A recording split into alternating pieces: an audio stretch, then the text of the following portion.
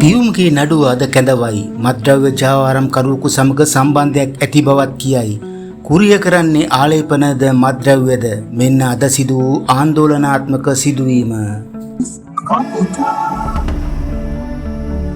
නිරූපණ ශිල්පිනියක වන පියුමි හංසමාලි සම්බන්ධයෙන් මුදල් විසුද්ධීකරණය වැළැක්වීමේ පනත යටතේ විමර්ශනය පවත්වා එහි ප්‍රගතිය අධිකරණයට වාර්තා කරන ලෙස කොළඹ මහේස්ත්‍රාත් අධිකරණය නීති විරෝධී වත්කම් විමර්ශන ඒකකයට නියම කර තිබෙනවා.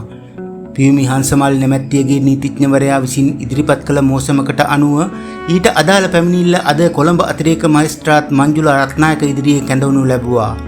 එම මෝසම කැඳ වූ අවස්ථාවේදී මීට පෙර අධිකරණය විසින් නිකුත් කළ නොතීසයකට අනුව නීති විරෝධී වත්කම් විමර්ශන ඒකකයේ ස්ථානාධිපති සම්පත් රාජකරණ අද දිනේ අධිකරණයේ පෙනී සිටියා.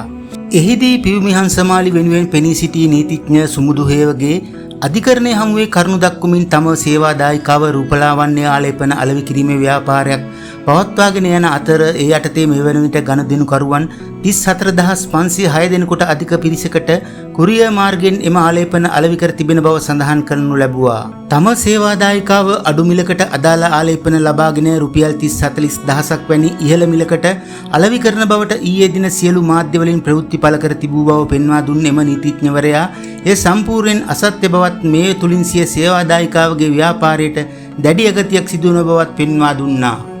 ඒ අනුව තම සේවාදායිකාවගෙන් ආලේපන මිලදීගත් ගනුදෙනුකරුවන් කැඳවා ප්‍රශ්න කිරීමට පොලිසිය පියවරගෙන ඇති බවත් මේ හේතුවෙන් ගනුදෙනුකරුවන් බිය වී මෙම ආලේපන මිලදී ගැනීමෙන් ඈත් වී තම සේවාදායිකාවගේ ව්‍යාපාරයට බරපතල හානියක් සිදුවෙමින් පවතින බවත් නීතිඥවරයා පවසනු ලැබුවා.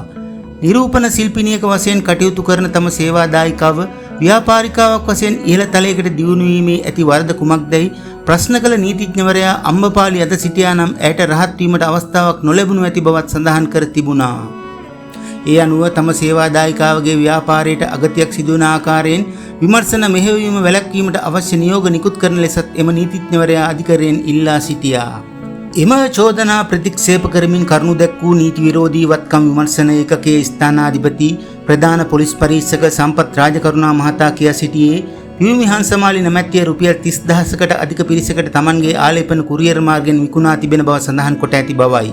2023 වසරේ නොවැම්බර් මාස 22 වනදා පොලිස් මත්ද්‍රව්‍ය නාශක කාර්යාංශය විසින් ප්‍රබල කොකේන් මත්ද්‍රව්‍ය ජාවාරම් කරුවෙකු අත්අඩංගුවට ගත් අතර එම ජාවාරම් කරු හා මෙම තැනැත්තිය අතර සම්බන්ධයක් පැවති බවට විමර්ශනවලදී කරුණු අනාවරණය වී ඇතැයිද කියා සිටියා. පියුමි හංසමාලි නැමැත්තියට අයත් සුඛෝපභෝගී මෝටර් රථය මේ වන විටත් මෙම මත්ද්‍රව්‍ය ජාවාරම් කරුගේ නිවසේ තිබෙන බවත් ප්‍රධාන පොලිස් පරීක්ෂකවරයා පෙන්වා දුන්නා.